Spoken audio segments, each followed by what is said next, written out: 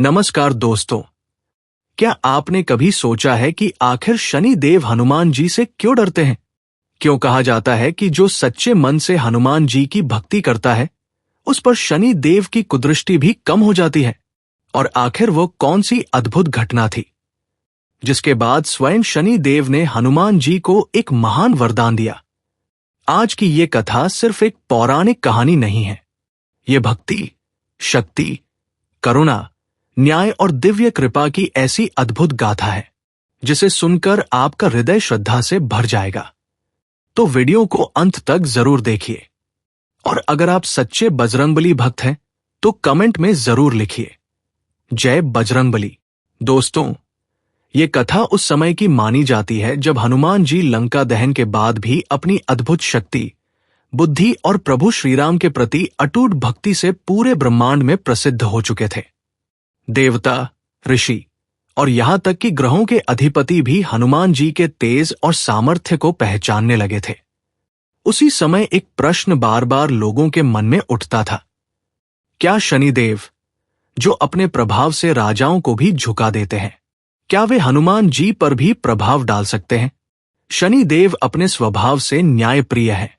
वे किसी से शत्रुता नहीं रखते, लेकिन कर्मों का फल देने में कभी पीछे नहीं हटते। जिस व्यक्ति के जीवन में शनि की दशा आती है उसे परीक्षा से गुजरना पड़ता है। कई बार दुख, संघर्ष, बाधाएं और मानसिक कष्ट भी बढ़ जाते हैं। लेकिन एक समय ऐसा आया जब शनि देव ने स्वयं सोचा कि क्यों न हनुमान जी की शक्ति और धैर्य की परीक्षा ली जाए। एक दिन हनुमान जी एकांत में बैठे थे।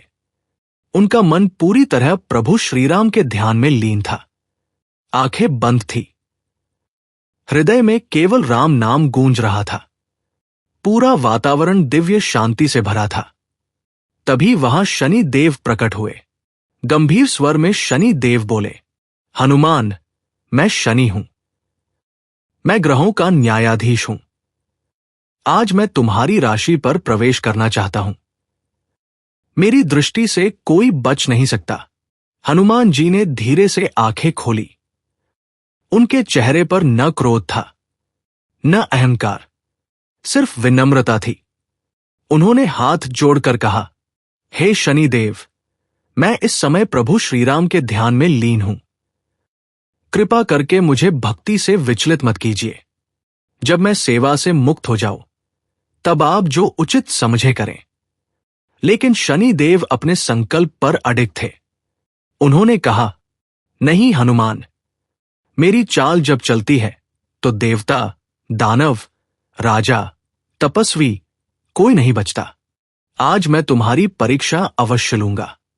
हनुमान जी ने फिर से विनम्रता से कहा, हे शनिदेव, मैं आपसे विरोध नहीं करना चाहता, पर यदि आप मेरी भक्ति में बाधा डालेंगे तो मुझे अपने प्रभु की सेवा और ध्यान की रक्षा करनी ही होगी। शनिदेव मुस्कुराए। उन्हें लगा कि शायद हनुमान जी भी बाकी सबकी तरह उनकी दृष्टि से डर जाएंगे। अचानक शनि देव हनुमान जी के कंधे पर चढ़ बैठे। कहा जाता है कि शनि की यही चाल है। वे व्यक्ति के सिर, मन, कर्म और भाग्य पर भारी होकर बैठ जाते हैं। लेकिन हनुमान जी कोई साधारण भक्त नहीं थे।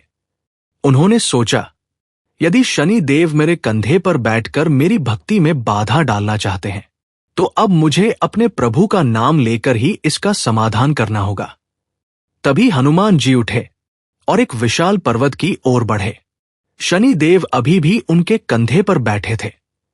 हनुमान जी ने एक क्षण के लिए श्रीराम का स्मरण किया और फिर इतनी तेज गति से छलांग लगाई कि पर्वत, वृक्ष और बादल तक कांप उठे।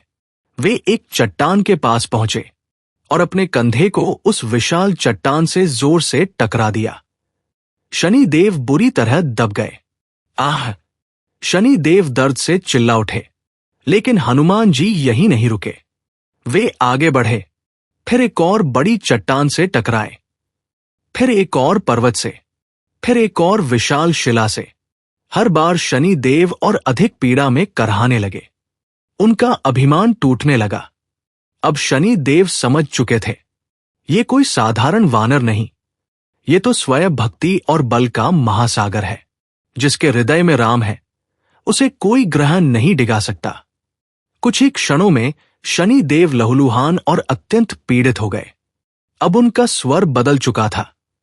वे करुणा से बोले, हे पवन पुत्र, कृपा कीजिए, मुझे क्षमा कर दीजिए। मैं आपकी शक्ति को पहचान नहीं पाया। मैंने आपकी भक्ति में बाधा डालकर बड़ी भूल की है। हनुमान जी तुरंत रुक गए। ध्यान दीजिए दोस्तों, यही हनुमान जी की महानता है।